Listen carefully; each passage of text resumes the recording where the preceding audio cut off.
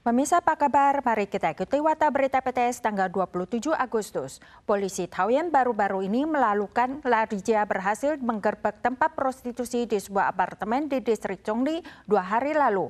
Polisi berhasil menciduk 2 pelaku, 2 perempuan asal Thailand dan 2 perempuan asal Indonesia yang diduga terlibat transaksi prostitusi. 怎么了？你自己知道啦？怎么了？ Polisi menggerebek sebuah apartemen di Changsha-road, distrik Chongli pada tanggal 25 malam dan berhasil menangkap 2 pria Taiwan yang diduga mengelola tempat prostitusi. 2 perempuan asal Thailand dan 3 perempuan asal Indonesia berstatus hilang kontak yang diduga terlibat transaksi prostitusi, serta seorang pria pelanggan. Menurut data, bulan ini saja telah berhasil diciduk 82 kasus prostitusi. Di antaranya 58 adalah perempuan berwarga asing, terbanyak dari Thailand disusul Vietnam. THSS mengumumkan akan meluncurkan gerbong hening untuk memastikan ketenangan penumpang. Sementara itu, 2 hari lalu seorang penumpang ditegur masinis karena berbicara keras dalam gerbong. Namun teguran tak diindahkan, malah dibalas dengan caci maki. Ia akhirnya diminta turun dan didenda $10.000. Pria ditegur masinis karena berbicara kencang lewat ponselnya. Ia pun merasa jengkel dan mulai adu mulut. 我不是懂那么啰里啰嗦的法律，你比我还懂铁路警察、列车长，不要碰到我，我没有碰你哦。 Insiden ini terjadi di dalam gerbong kereta Zhiqiang tanggal 25. Pria yang mencaci maki setelah ditegur dicabut hak transportasinya oleh masinis. Pria tersebut kemudian diminta turun dari kereta oleh polisi di stasiun kereta Taichung dan akan didenda hingga $10.000 Taiwan. 因为它会影响到其他旅客的安宁嘛，以及是影响到通行的动线，这些我们就会给他劝导。不听劝阻的，我们就可以跟他解除运送契约。 Perusahaan THSR juga mengumumkan peluncuran gerbong hening per 22 September. Penumpang yang hendak berbicara dengan ponsel diwajibkan menuju area pintu, memakai headphone saat mendengarkan musik atau menonton video dan mengecilkan suara percakapan.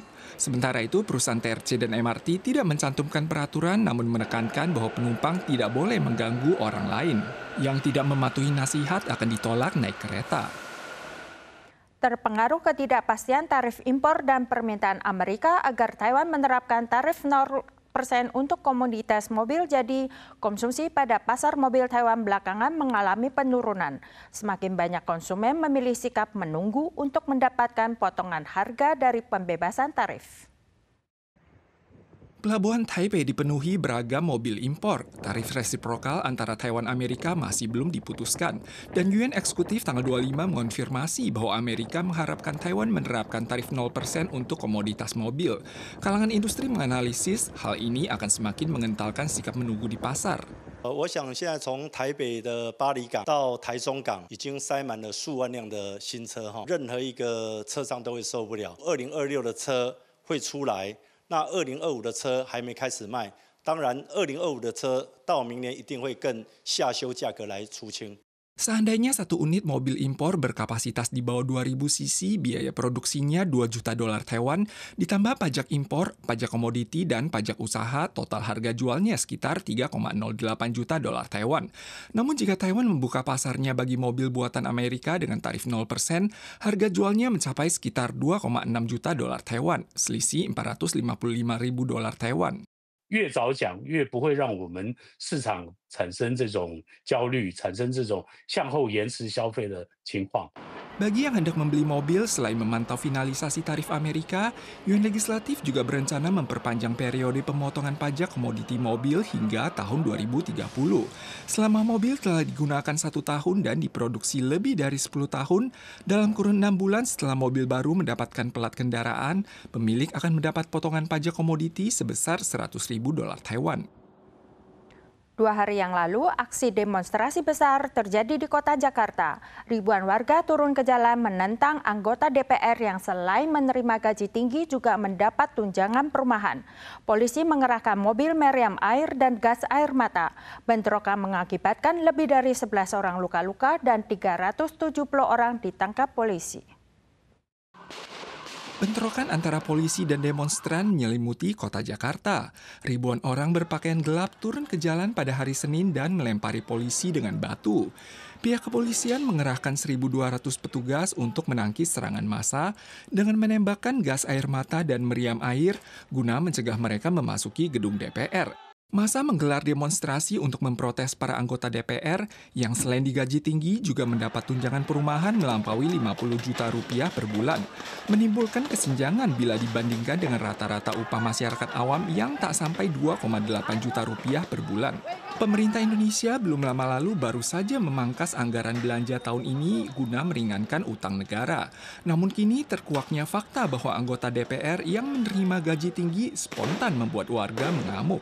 Salah satu pusat perhatian dalam ajang unjuk rasa kali ini adalah bendera bajak laut Jolly Roger dari anime Jepang One Piece. Bendera ini melambangkan konfrontasi terhadap pemerintah dan perjuangan untuk meraih kebebasan.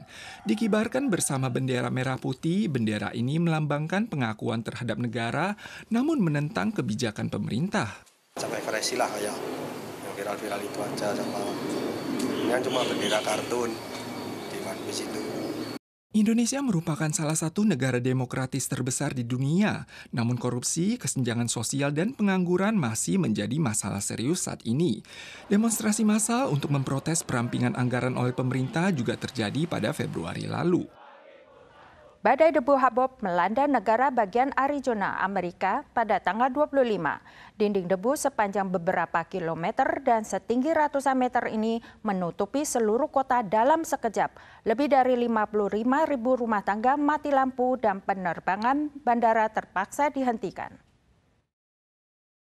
Rekaman kamera pengawas di kota Phoenix menangkap detik-detik badai debu yang berkumpul menjadi gumpalan besar hingga membentuk dinding debu, membuat suasana gelap gulita lalu turun hujan deras.